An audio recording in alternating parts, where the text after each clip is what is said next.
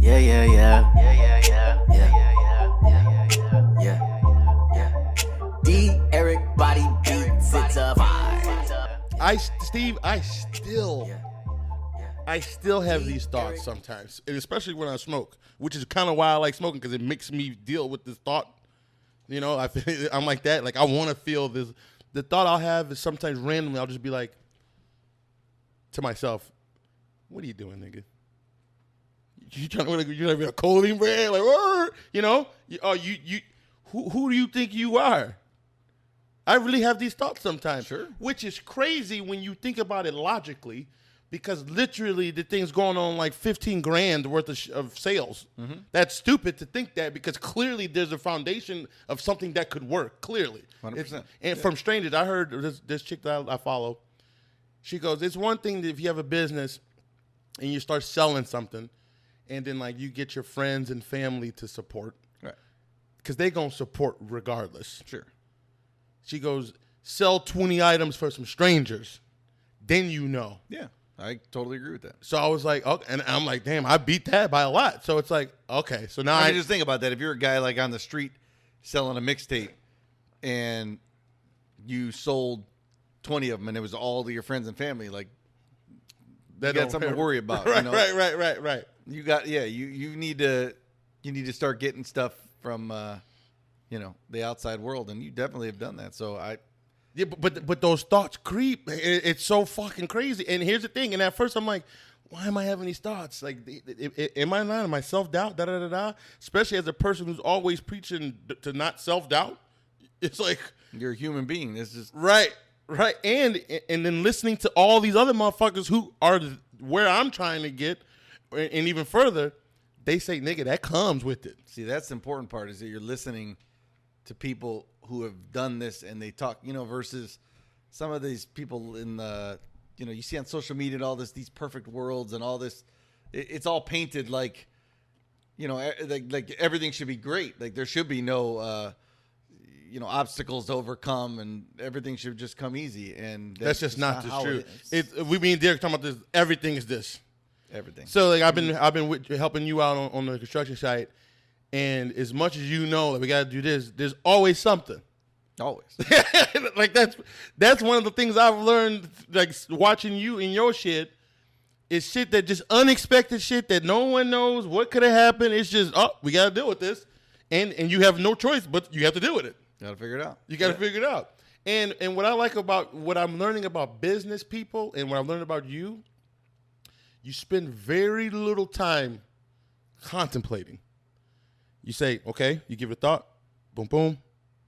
Okay, you throw a couple of niggas' ideas, okay, we're gonna do this, and then you just ride with whatever the situation is. So and hopefully it works. But if it doesn't, then we'll figure it out when the time gets. I've even heard you say, well, then we'll deal with it when it gets there. Yeah, you just do it again, because you can't have that analysis paralysis or whatever they call you, where people want to think through every scenario. You ain't gonna get nothing done. See, I feel like from the people I've been studying and then listening to you, what smart business leaders do is they make the decision and they own whatever the fuck it is, and it's on me. What's wrong? And you take that responsibility. Yeah.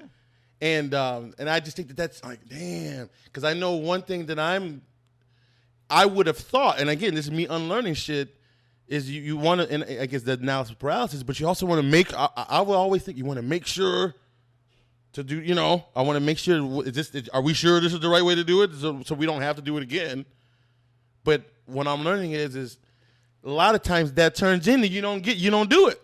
Yeah, there's an extreme on the other side where you don't think anything through at all. I've known a lot of those where you just jump right into something. I think it definitely has to be somewhere in the middle of those two extremes, but yeah. Is that a quality you say you have? Like, I know when you're doing DraftKings, when you're doing drafts, one thing I've always noticed about you, especially the one in Nashville, draft. Mm-hmm. And it was a snake draft, and there was a time limit, and you were on clock, and niggas was watching. It's a big deal. There's a lot of money on the line. And I'm watching everyone else's face. I'm watching your face. And when that time's clicking, you almost have this like calm in your brain. Like it's almost like your brain slows down, a little bit slower than even if like a multi-second slower than everyone else's. And then you're not. I'll never see you doing. You never do that ever. You never make those decisions ever. You always like. Sometimes it's like you might even know what decision you're gonna make, but you'll still just. Let me see. All right, okay. But then you'll be like, boom. And I feel like your decision making skills are epic.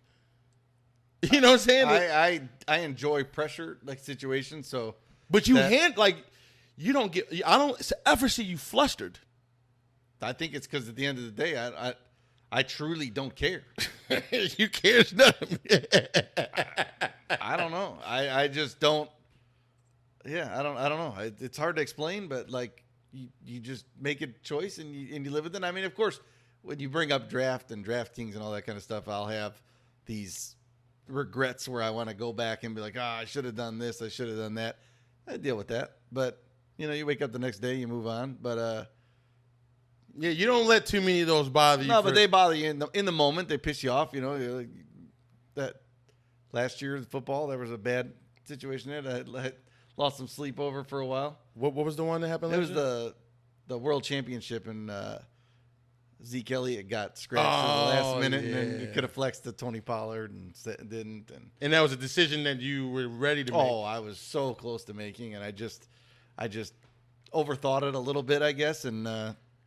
I remember one of the ones that I do remember that you've talked about was Carmelo Anthony in Syracuse. Oh yeah. What was that story again? No, I do. You always tell me I was riding with Carmelo all season, all year. He was like, these niggas about to win. I remember that. And I was on a real high dollar. Yeah.